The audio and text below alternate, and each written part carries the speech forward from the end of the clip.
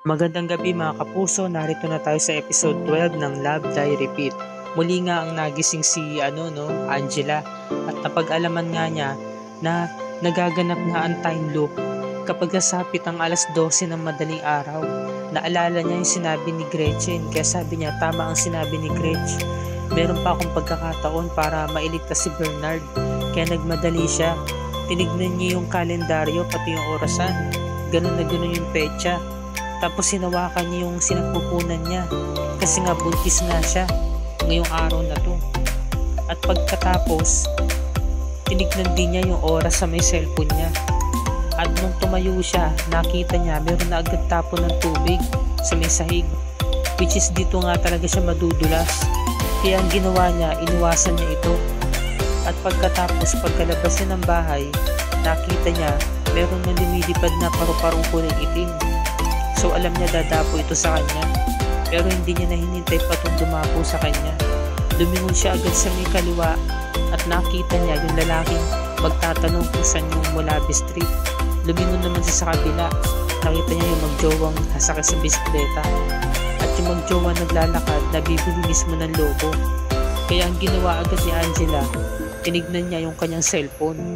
Pagtingin niya, 8:12 AM, nauna siya ng 1 minuto at August 7 pa lang. So nangyari, sasakay na agad siya ng taxi.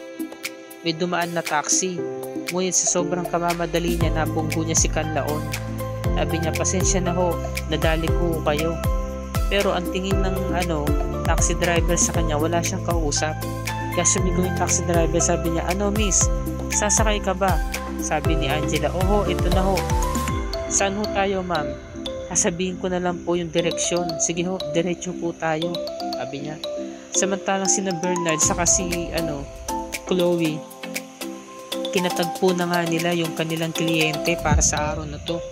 Kasi nga magpapagawa nga ng design, papalitan yung i-renovate yung bahay nila. Ngayon, meron pala silang kasamang lalaki na kumbaga parang naging referral, nag-refer ng kliyente. Ngayon, biglang napatawag si Angela kay Chloe at binalaan nga niya ito. Sabi niya, merong magaganap na trahedya sa kanila, mag-ingat sila. Kinakailangan na agad nila umuwi. Kaso kailangan niya agad tumasabi kasi nga palobat na nga itong si Chloe. Kaya nagmamadali na si Angela, ngunit sa kasamang palad, hindi na nga siya nakaabot dahil nga nalobat na nga si Chloe. Samantala, tinatawagan naman niya si Isaac. Kaso hindi naman siya masagot ni Isaac. Alam niya nasa opisina pa to dahil wala pang 8:30. Ngayon, pinagmamadali niya yung taxi driver. Ngayon, sabi naman ni Bernard, sinong tumawag? Si Angela. Ang sabi niya, umuwi ka daw. Kaso nasa work ka. Siguro dahil sa meron siyang surprise sa'yo. Baka merong party. Sabi, napaka-imposible naman mangyari yun. Kasi alam niya na nasa work ako, sabi nga ni Bernard. Ngayon, dumating na nga yung mga client nila, kaya kinakailangan na nga talaga nilang pumasok sa loob at iniwan nga ni Chloe yung phone niya sa loob ng sasakyan ni Bernard at magsisimula na nga sila. Ngayon, pinakilala na nga ni Bernard yung si Chloe bilang partner niya. Samantala, nakapunta agad sa opisina si Angela para alamin doon sa secretary kung nagtatrabaho pa ba or naka-duty pa ba si Isaac. Nakita niya 8:29, meron pa siyang 1 minuto. At sobrang aga, nakaalis na agad si Isaac. Naalala niya dun sa nakaraan, sabi nga nung babae sa information, nandun pa raw si Isaac, wala pang 8:30. Tapos sabi, ma'am, ano po pinagsasabi nyo? Sabi ni Angela, pasensya na, sige alis na ako, salamat. Ngayon naabutan nga niya si Isaac. Sabi niya, Isaac, alam mo ba kung nasa si Bernard? Oo, sinabi yung pangalan na subdivision sa may Tanay Rizal daw. Kasi nga out of town sila. Nasa kabilang province sa may Rizal. Pwede ko silang puntahan. Bakit? Ano ba nangyari? Basta pwede ba mahiram ang cellphone mo? Sige na, tulungan mo na ako Isaac. Meron kasi mangyayaring masama. Pinagpilitan niya talaga si Isaac. Yung sabi nga ni Isaac, kumalma ka lang ha, sige. Ngayon, ito na. Dumating na nga sila rito.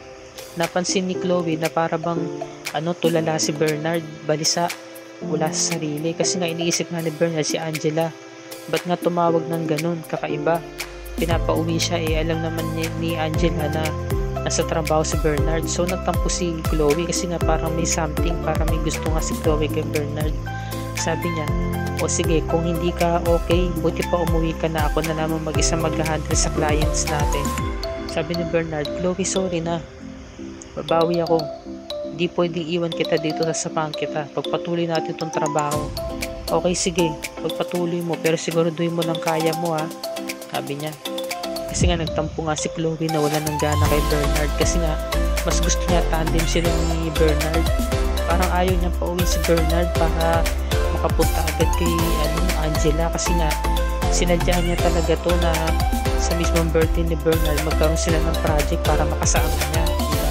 Kasi nga talagang halata na may gusto talaga si Chloe kay Bernard. So ito na nga, meron nagbabadyang trahedya, no? Dahil nadagdagan ng isang problema si Elton. Kinausap niya yung lalaki, babayaran niya. Abe, sigurado ka ba nandiyan sa lokasyon si Bernard? Opo sir, nandito. Sige, papunta na ako dyan. Manda ka sa akin, Bernard. Kasi kala ng lalaki maniningin nandun ng utang si Elton. Pero syempre maniningin ng utang ng buhay, papatayin niya. Meron siyang dalang baril. Ngayon sabi naman ni Isaac, saglit lang ha, tatawag lang ako ng taxi, hintayin mo ako dito. Sasakay nga si Angela. Ngayon habang nagte-text si Angela, kinuha ni nung lalaki yung cellphone niya, inagaw, inisnatch. Tinulak si Angela sa may poste. Pagkatapos nun, sinuntok pa siya, sinigmuraan pa siya. Kaya nangyari, dinugo tuloy si Angela dahil nabuntis siya. Kinakabahan siya ngayon. Hanggang sa dumating na nga si Isaac para tulungan nga si Angela. Iyak na iyak si Angela dahil nga sobrang takot na kanya nararamdaman. Dahil nga dinugo na nga siya. Nagka-problema pa. Ngayon, nung sinugod siya sa ospital, nakikiusap siya sa mga doktor na iligtas yung baby niya. Ayan sinugod agad sa emergency room. Napagkamalan pa nga asawa si Isaac, sabi niya, hindi po dok, kaibigan po ako ng pasyente. Pwede niyo itong sabihin sa pamilya niya, pero wag ko kayo mag-alala, gagawin po namin ang lahat na makakaya namin. Ngayon tinatawagan ni Isaac si Bernard, ayaw sumagot. Kasi nga naiwan nga ni Bernard yung cellphone niya sa bahay, diba? Sumunod si Chloe, kaso nasa loob nga ng sasakyan. Abi, ba't ayaw sumagot? Sino pa ba ang pwede kong tawagan? Naalala niya si Jessie. Tinawagan niya si Jessie. Sabi ni Jessie, o Isaac, napatawag ka.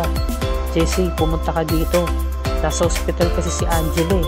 Ano nangyari? Nagulat si Jessie. So nangyari, dumako naman tayo dito kay Nanay Hilda, na kung saan naubusan ng gas, nagluluto siya. Naulit lang diba?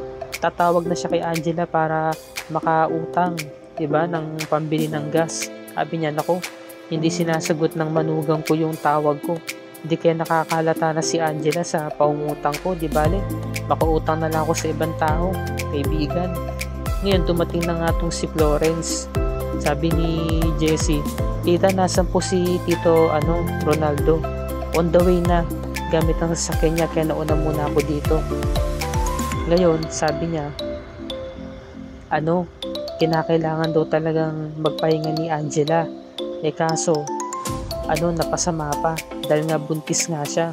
Nalaman ng nanay niya, buntis si Angela. Opo, talagang si Angela, inilihim na niya talaga yung pagbubuntis niya.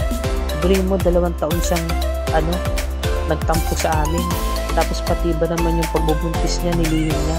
Tita, siguro naman po meron dahilan kaya nagawa yun ni Angela. Hindi alam ko, sinadya niya yun. Na dahil sa walang kwentang lalaking yun, kaya ginawa niya yun.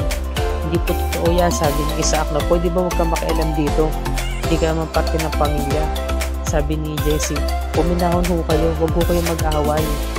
Ginagawa ho ito ni Angela na pilit niya mag-survive para po sa anak niya at para rin po sa inyo. At nagkasundo na nga sila. At nagpaalam na nga si Isaac na uwi na nga siya dahil wala pa nga siyang tulog. Tinapos niya yung project buong magdamag.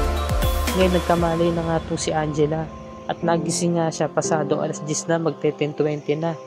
Naalala niya kailangan niya iligtas si Bernard, kaya nagwawala siya, tinatanggal niya yung mga nakadikit sa kanya. Hindi siya maintindihan ng mga magulang niya, pati si Jessie. Ba't niya nga naman sinasabi na kailangan niya iligtas si Bernard? Ngayon, nasampan siya ng malakas na nanay niya para may masmasan siya. Ayan, sakit ng sampal na yun.